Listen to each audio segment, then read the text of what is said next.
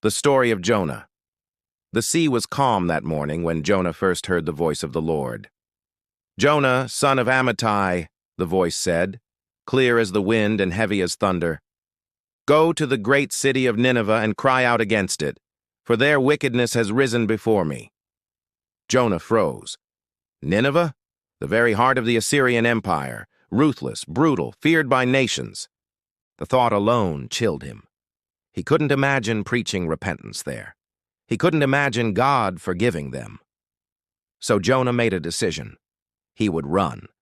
He hurried down to the port city of Joppa, heart racing, cloak drawn tight. There, he found a ship bound for Tarshish, a city in the opposite direction, as far away from Nineveh as he could possibly go. He paid his fare, stepped aboard, and convinced himself that distance could drown out the voice of God. As the ship pushed off, the sea glittered like glass. Jonah exhaled in relief. Maybe it would work. Maybe he could disappear. But by nightfall, the wind rose. Waves slammed against the hull. The sky blackened, and the sea roared with a fury the sailors had never seen. The storm came alive, tossing the ship like a toy. Men screamed. Cargo was hurled overboard. Prayers were shouted to every god the sailors could name. But the storm only grew wilder. And where was Jonah? Deep in the belly of the ship, asleep. The captain found him and shook him violently. "How can you sleep? Get up! Call upon your God! Maybe he will notice us and we will not perish." The sailors cast lots to see who was responsible for this disaster. The stones fell silent and pointed to Jonah. All eyes turned on him. "Who are you? What have you done?" Jonah swallowed hard. "I am a Hebrew," he said. "I worship the Lord, the God of heaven, who made the sea and the dry land." The sailors' faces went pale. The God who made the sea? And Jonah was running from him? "What should we do to you, that the sea may calm down?" they shouted over the roaring wind. Jonah looked at the waves, felt the guilt in his chest, and whispered, "Throw me into the sea, then it will become calm.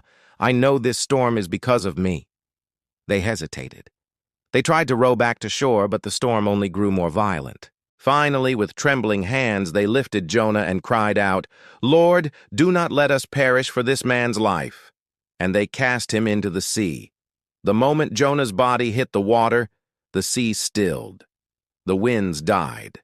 The waves flattened. Silence fell. The sailors stared in awe, and one by one, they knelt and offered sacrifices to the Lord. But Jonah sank into the deep. The water wrapped around him like chains. He felt the cold grip of the sea pulling him down, deeper and deeper, until the light faded and darkness swallowed him whole. Then, from the depths, something moved. A shadow larger than a ship, a mouth wider than a cave. And Jonah was swallowed. He slid into the belly of a great fish, alive but trapped in a pulsing, slimy chamber of darkness. He could feel the creature's heart pounding through the walls. He could taste the bitterness of the sea. For 3 days and 3 nights, Jonah sat in that living prison. He had nowhere to run now, nowhere to hide from God's voice. And from that darkness, Jonah prayed. "Out of my distress I called to the Lord, and he answered me. From the depths of the grave I cried, and you heard my voice. When my life was fainting away, I remembered you, Lord. Salvation belongs to you." The fish trembled. Its body convulsed. Then with a mighty heave, it spewed Jonah out onto dry land. Jonah lay on the sand, gasping, coated in salt and seaweed, staring at the horizon. The voice came again, calm but unyielding. "Arise, Jonah, go to Nineveh, deliver my message." This time Jonah went. He entered Nineveh, a massive city that took 3 days to cross, and walked through its streets shouting, "40 days more, and Nineveh shall be overthrown." The people stopped and listened. They whispered. Then word spread like fire. From the poorest beggar to the richest merchant, from the gate to the palace, the message struck their hearts. When the king of Nineveh heard, he rose from his throne, tore his royal robe, put on sackcloth, and sat in ashes. He sent a decree throughout the city. Let everyone, man and beast, fast and cry mightily to God. Let us turn from our evil ways. Who knows? Perhaps God will relent and spare us." And God saw it. He saw their repentance, their humility, their tears, and his anger cooled. He spared Nineveh. But Jonah was furious. He left the city, climbed a hill to the east, and built himself a small shelter. From there he sat fuming, waiting to see if God would still destroy the city. He said, "Isn't this what I said when I was still at home? That's why I fled to Tarshish. I knew you are gracious and compassionate, slow to anger, abounding in mercy. You forgive even the wicked." Jonah's anger burned hot. He even said, "It's better for me to die than to live." God asked gently, "Do you do well to be angry?" Jonah didn't answer.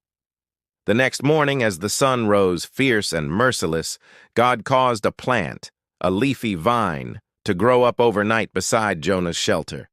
Its shade cooled his head, and for the first time in days, Jonah felt peace. He smiled, thankful for the plant. But the next morning, God sent a worm. It chewed through the vine, and by midday, it withered away.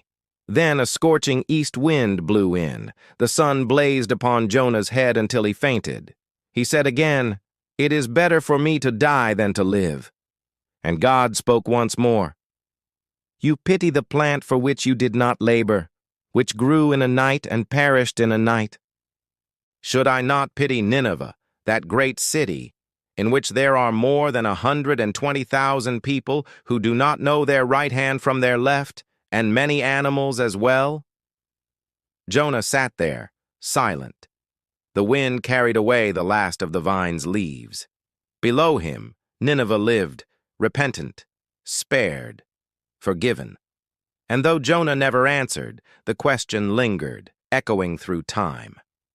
If God can show mercy to the wicked, who are we to run from compassion? Remember to like, comment, share, and consider subscribing to the channel for more Bible stories.